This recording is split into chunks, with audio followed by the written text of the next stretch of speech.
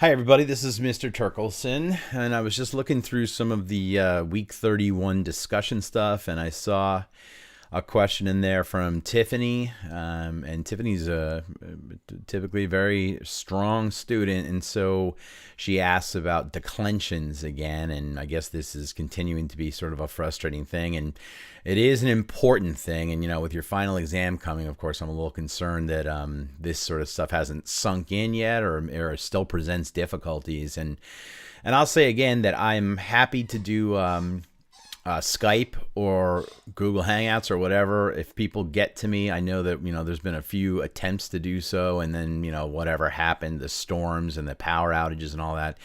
But I'm still happy to meet with people one-on-one or as a group in the weeks before the final. So please know that. You just gotta get to me and let me know, what's a good time or date. And usually on the weekends, I can definitely make time to do that. So anyway, just to hit this idea of declensions once again, I always think that it's maybe just the fancy words that are used that make things more confusing. So if you just think of declension as really a group, think of vehicles and how vehicles can be sorted into groups. You can have trucks, you can have cars, you can have motorcycles.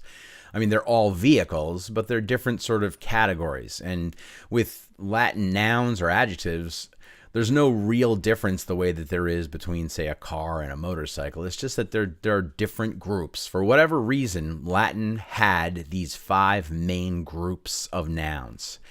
And you can always tell which declension a noun is from by looking at its genitive singular ending. If you look it up in say a glossary, you'll always see a nominative singular and a genitive singular, and then the gender of the noun, and then the meaning of the noun in English. So if you look up the word puella, you're going to see puella, comma, puelli, that AE ending, and that shows you that this is definitely from the first declension in Latin.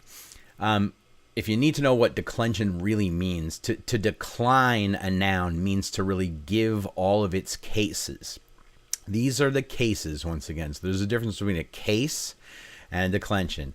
Cases are, the things that show the function of a noun in a sentence.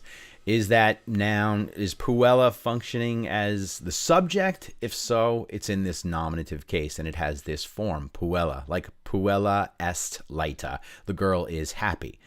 But if the girl, if it's, say, you want to, in English, if we would say girl apostrophe s, right? Like the girl's father is Cornelius, then we would say pater puellae est Cornelius.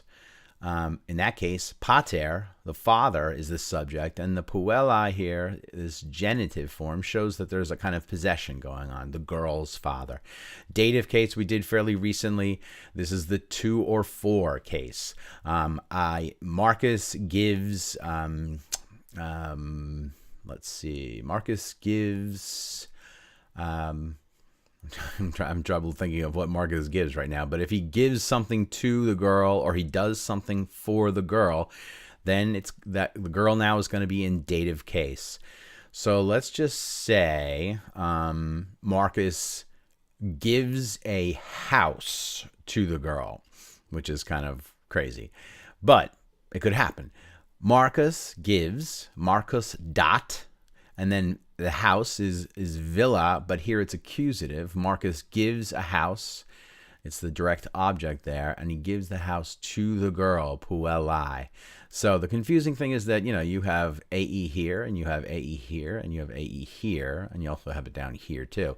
So you have to use the context of the sentence to see, is it a genitive form? Is it a dative form? Is it nominative, or is it vocative, Accusative, again, is for direct objects and for the objects of some prepositions, like ad. So if Marcus walks to or toward the girl, now we would have Marcus ambulat ad puellam.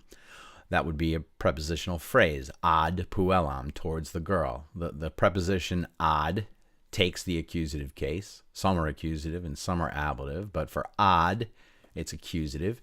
But more simply, if we just say Marcus sees the girl, then we would say Marcus videt puellam. And because there the girl is the direct object, she's the person that Marcus sees. Then with ablative, which is largely for prepositional things too, like cum or ex or in. A whole bunch of different prepositions are used with the ablative case. And so then if we were saying, say, Marcus walks with the girl, we would say Marcus ambulat cum puella, long A there, because the cum, which means with, is a preposition that takes the ablative case. And finally, for vocative, if we're addressing that girl, if we're speaking to her, we would say puella. And then we would say, maybe tell her to do something like veni cum Marco. Girl, come here with Marcus, or something like that. And then, for all those cases, then you, of course, have plurals too. But the question again was on declensions. So declensions is groups of nouns. First declension is mostly these feminine nouns that we see, like puella and villa and anquila, and all the girls' names like Cornelia or Flavia. And, depending on the circumstances of how those words are used in the sentences, these are the different endings that you will see. The second declension is a lot of the obviously masculine or neuter nouns. Servus, the slave, usually a masculine slave, and baculum means stick, and that's a neuter thing. And again, if you look up servus in a Latin glossary, like the one in the back of the book of Ecce Romani, you'll see it listed as servus, comma, e for the genitive ending. And from that genitive ending, once again, that's how you know what declension it's in. And then all those cases still apply. Everything I said about puella applies to servus, and it applies to baculum too. So, and not all second declension masculine nouns end with us. Some are like puer or vir, and so there's a variety of different sort of examples of second declension words. By far the most popular, or the biggest of the declensions, I think, is the third declension, and that can have masculine or feminine or neuter nouns. And for the most part, masculine and feminine look exactly the same, so you can't really tell by looking at a third declension noun whether it's masculine or feminine. And then neuter nouns have different endings than those two genders, like we see nomina here for names instead of this ace ending, which is for masculine and feminine. And then the last two, which you just learned, are fourth and fifth declension. So it's just the large variety of endings between all of these different groups or these different declensions that makes, Latin kind of a challenge.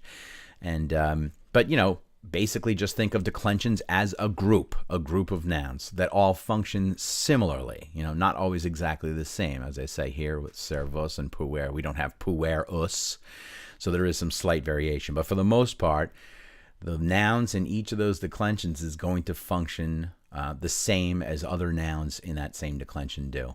Puella, puellae, puellae, puellam, puella would be villa, villae, villae, villam, villa. Servus could just as easily be, think of a second declension masculine noun here, like to say Davos, right? Davos is one of the characters in the book. Davos, Davi, Davo, Davum, Davo, instead of servus, servi, servo, servum, servo. Same rules. If they're in the same group, for the most part, they follow the same endings, right? And it's just that there's 5 of them, and that's what makes it hard. So distinguishing between cases on the one hand and declensions on another hand is a big part of the first hurdle when you're dealing with Latin. So anyway, I've tried to explain this a few times. I don't know if that makes it any clearer. God knows I'm certainly trying to, but there's also videos on Latin tutorial, which is on YouTube, which do a basically similar explanation of how these declensions and cases work. So once again, I wish you the best of luck, and if there are lingering questions about it, please do not be afraid to contact me, and especially if you want to do a Skype or something like that. I'm happy to do it. Even though it hasn't really happened yet, I'm absolutely happy to do it. Okay? Best of luck as we approach the final exam. Take care.